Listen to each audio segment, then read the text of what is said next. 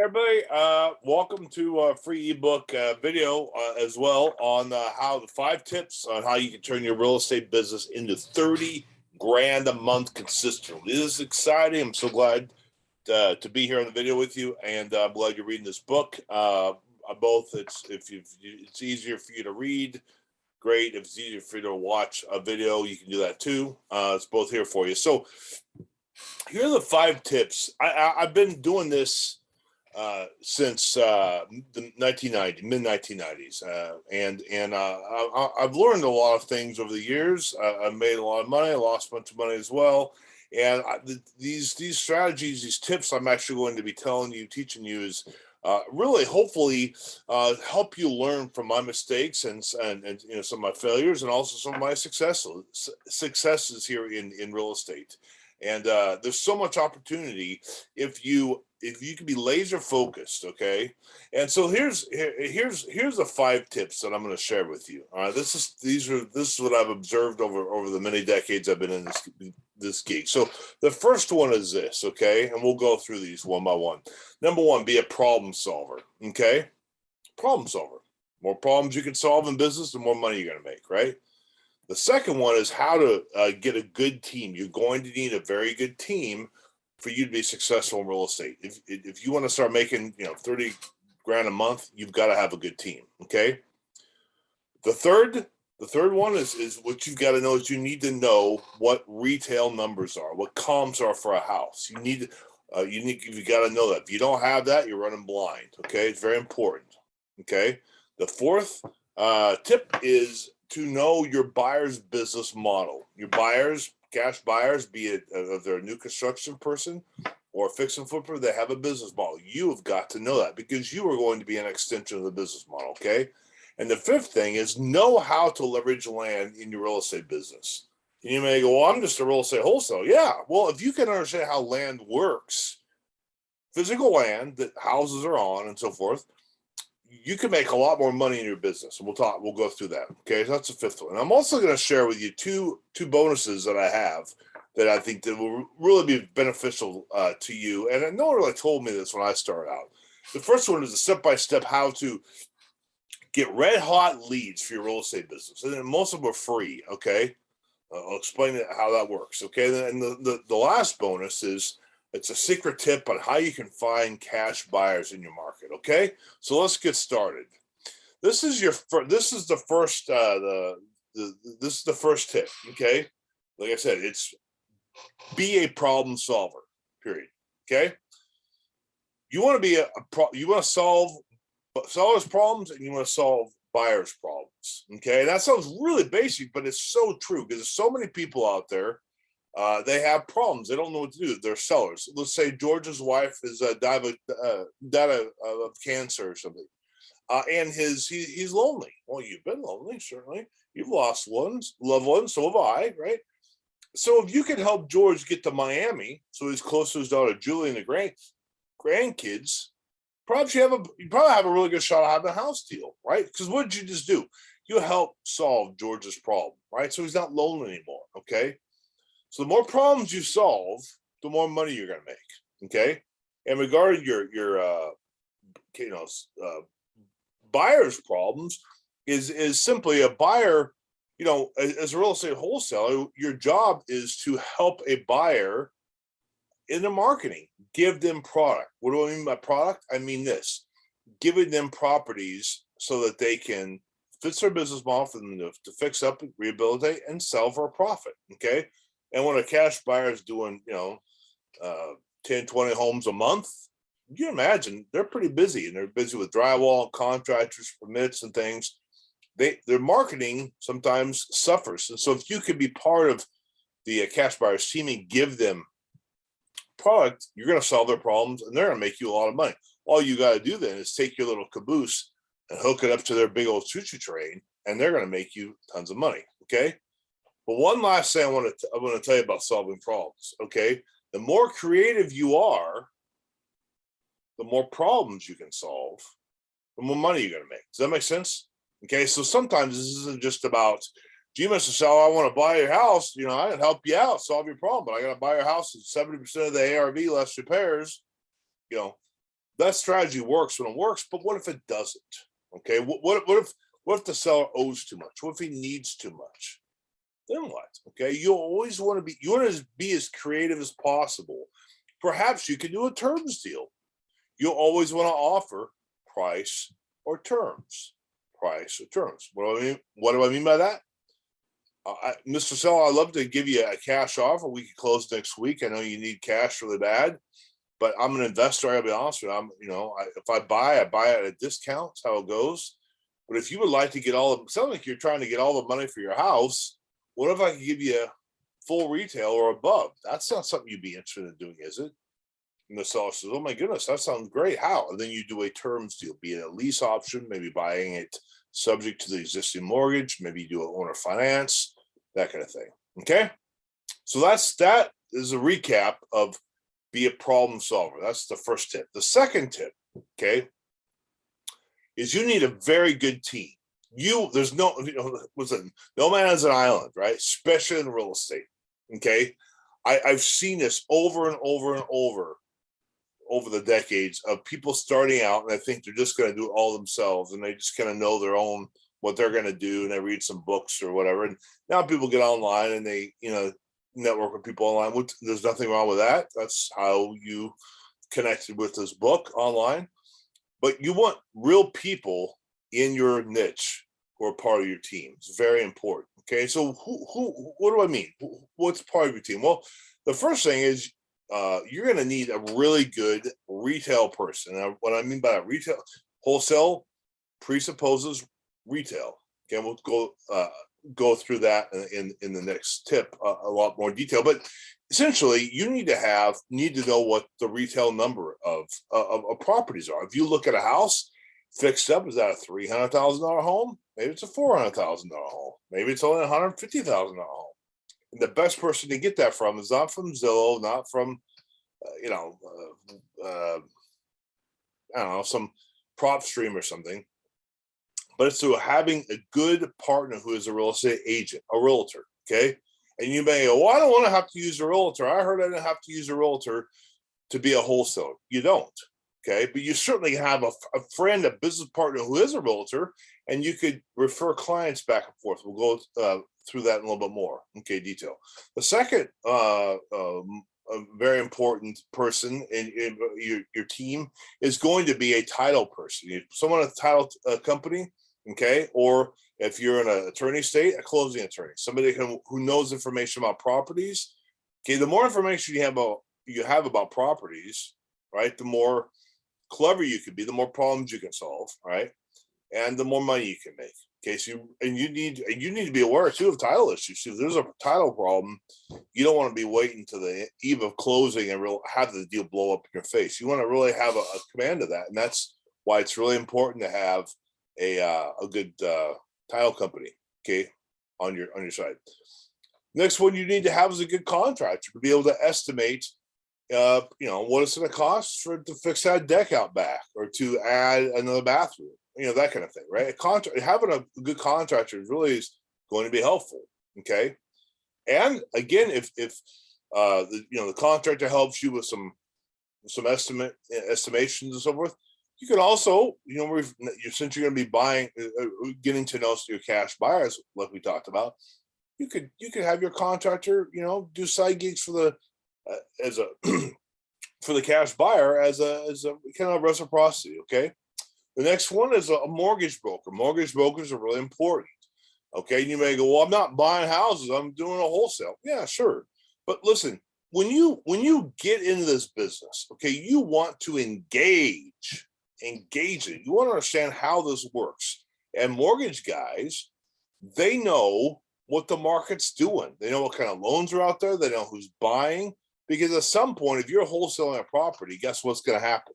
Somebody's going to fix it up and they're going to sell it to somebody. And you want to know what kind of person is going to be buying this kind of house, and you want to know that kind of stuff. And especially with FHA, if it's within that parameters, you want the house to be able to pass FHA, and a mortgage person is going to really give you some good ideas about that. Okay.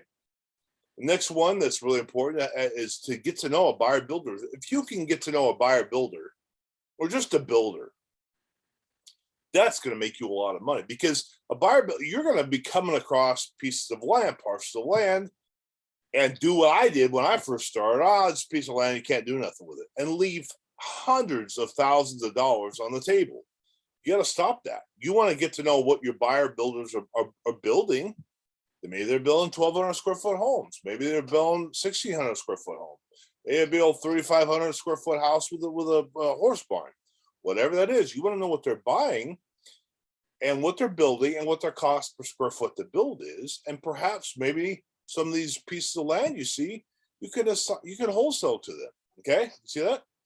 And then the last one is very important, is to get a surveyor, especially if you can understand how land is. Sometimes we'll talk about that in a little bit. You can split the land up. And if you have a good surveyor that can help you do this and get it recorded, that kind of thing, with county, and 2 separate parcel numbers, 2 separate legal descriptions, 2 separate plat maps, kind of thing, that's really going to be helpful for you. Okay. So the third tip is this. Okay, you want to know retail. You've got to know comps. You've got to know retail. What do I mean by comps? I mean comparative sales. Okay, and like I said before, wholesale presupposes retail. Okay, that's bottom line. And if you want to understand retail really well, the best place to get that is from a real estate agent. A real estate agent, that's their job. Do you understand that? Okay, real estate agents, they know retail. Okay. They don't get wholesale too much, okay? But they understand retail, and they know they can just drive by a neighborhood, and you point to, I mean, a good realtor, you just point to a house, doesn't matter, green, blue, purple, detached garage, 3-car garage, whatever, doesn't matter. They know what that house is worth just by looking at it, okay?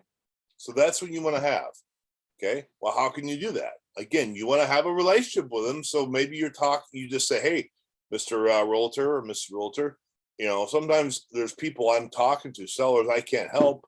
If not, I could refer them to you, and then you could get the commission, right? And in so doing, could you help me out with comps? And they're going to say, yeah, that sounds great. And we'll talk about that a little bit later in the bonus part, okay? So what you want to know as far as retail number, we call this term, for a fix and flip house that you're most likely going to be doing your wholesaling with, ARV, which means after repair value. Okay, you probably heard of this. People talk about this all the time. ARV simply means, I'll give you an illustration. Let's say you have a house fixed up with a new roof, new cabinets, painted, some travertine and so forth, and the house fixed up is a $200,000 home, because the house across the street sold for $200,000. The house 2 doors down sold for $199,999, right? So it's that $200,000 home. The problem is, it's got a leaky roof. It's got an outdated galley kitchen. It's got needs new cabinets and things like that, right? So there's a $40,000 rehab that's involved. All right. So let me explain to you kind of what's going on. As a buyer, I've done this, done many hundreds and hundreds of these over the years. A buyer is going to want to be in that project, no more than 70% of the after repair value.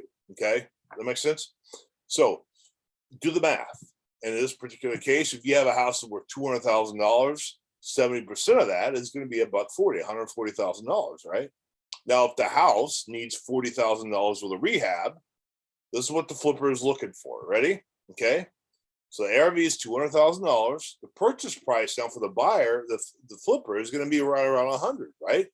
Because he's got to put 40 into it. So that means that he's totally in the project, $140,000. That there it is. Boom. Now you're at 70% of the 200,000. Does that make sense? Okay. Well, then how are you going to make money as a wholesaler? Well, I'll tell you. I'm glad you asked. Okay. You have to get the property for less now than the purchase price, and the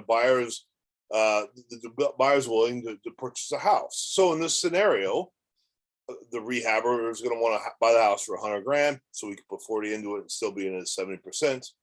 You're going to want to get the property under contract from the seller as a wholesaler for $95,000. Okay, and then what you're going to do is you're going to assign your contract the purchase for $90,000 to Joe the Rehabber for $10,000.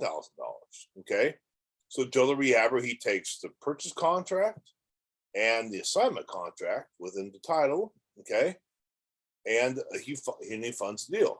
Okay. And you get your 10,000 bucks. All right. That's how it works. And so you really need to understand this. And so if I had, and I say this as an example, I had a young wholesaler who was going to try and do this with me, and she asked me what I was trying to buy the house for. I said I got to buy it at $100,000 because I got to put 40 into it. So just like the scenario I just told you. You know what she did? She got the property on the contract for $100,000. Want to know how she's going to make money? I gave her $500, just because it was nice of her. But I'm like, yeah, you can't. You got to be less than that. Okay. All right, so now this is the fourth tip. Okay, you want to know your buyer's business model. Okay, and this is important because if you don't come from a construction background, you may go, well, gee, I'm looking at this house and it looks like it needs a lot of work, but I don't know how much it's going to cost to pay for a new roof or the kind of cabinets I need to put in here. I mean, should I put in some granite countertops, or can we do some other cheaper ways? What do I do, right? Do I add travertine or just tile, or that kind of thing, right? So what you want to do, the answer to your question is simply ask your buyer, hey, and meet them. And I'm serious, the hardest. Show up at their job site with a pen and paper, your camera. Hey, how much you pay for these cabinets? How much you pay for that rough-in plumbing for the master bedroom upstairs, or master ensuite, whatever, right? And they're going to be very impressed. And one, that you're asking these kinds of questions, very impressed. And two, they're going to give you their answer. And so then you're going to know. Meet the plumber, meet the drywall guy, meet your septic pump guy. Get to know what the costs are, right? So then you'll just be, when you put offers in on properties, what Joe the Rehabber is going to be paying for these things. Does that make sense? That's really important. Okay. And the fifth tip I want to tell you is this: you want to know how to leverage land in your real estate business. This is so important because you are going to come across deal after deal after deal. If all you know is residential real estate, you don't know anything about land, you're going to leave money on the table. Okay, so you can turn a $5,000 wholesale deal into $100,000 by knowing zoning and utilizing administrative lot splits. Okay, this is how it works. All right, essentially this: you get a house on the contract, and you and the numbers work. You go to Joe the Rehabber, and you assign the house to Joe the Rehabber. He gives you $5,000. Okay, well, $5,000 is okay, but here's the real money. Joe the Rehabber now, he's going to take his cash. He's going to wire it to the escrow account at the title company or the closing attorney. Okay, now in escrow, this is what's going to happen. Joe the Rehabber, he is going to fund the house and half the lot. And you, my friend, because you're clever, are going to do what's called an administrative lot split. You're going to split the lot, 2 separate legal descriptions, 2 separate parcel numbers that are recorded at closing. Okay, so at closing, Joe the Rehabber, he gets the house and half the lot, and you've got a buildable lot that you own free and clear. Now you can take that lot and you can wholesale it and get a quick $50,000, or you can, now that you own it, leverage it as collateral and build a 3-2 duplex, 4-plex, whatever the market will bear, without having to use your own money, and build another, and sell it and make another extra 50, 60,000 bucks. You see the power of that? Okay, so that's called an administrative lot split. It's a great way to make extra money on deals. The second way is you can turn a vacant lot into $100,000 without using your own money by leveraging lot subordination agreements. And simply what this means is this: okay, you find a seller who's got a lot that's worth 50,000 bucks, say, and you always offer price to terms. Mr. Seller, I could give you a cash offer for your lot. You could close next Tuesday, but I'd have to offer it at a discount. But you're trying to sell your lot for 50,000. What if I could give you 55,000 for it? That's not something you'd be interested in doing, is it? Question mark. And they're going to say, well, 50 grand, $5,000 above asking? Sure, how? And you're going to do a lot subordination agreement. What that means simply is this: it's going to be recorded which says the seller then allows you, okay, or your partners or your assigns, right, to have equitable interest in the lot, okay, and that the subordination gets recorded, and now you and your partners can go get build money that collateralizes this lot, this land, okay, to build a 3-2 duplex, fourplex, whatever the market's going to bear, okay. The lender now sees this piece of land. They can record a build loan in a senior debt position on that land, and they can line up their draw request through escrow to build and everything, right?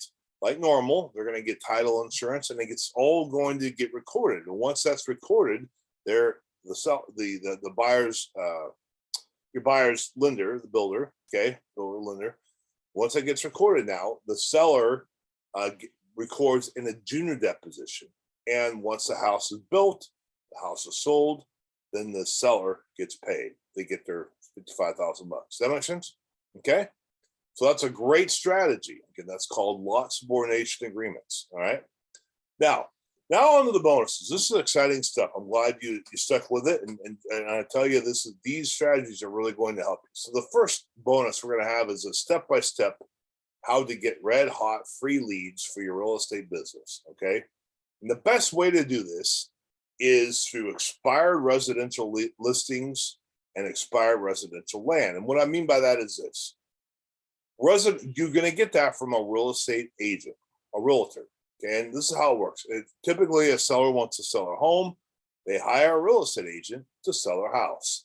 And what they do is they do something along the lines where they agree to, the agent says, I will agree to sell market your property to sell for $200,000. And there's a term, 180 days. At the end of 180 days, if it does not sell, then that listing becomes expired. Okay. So these become expired for a variety of reasons.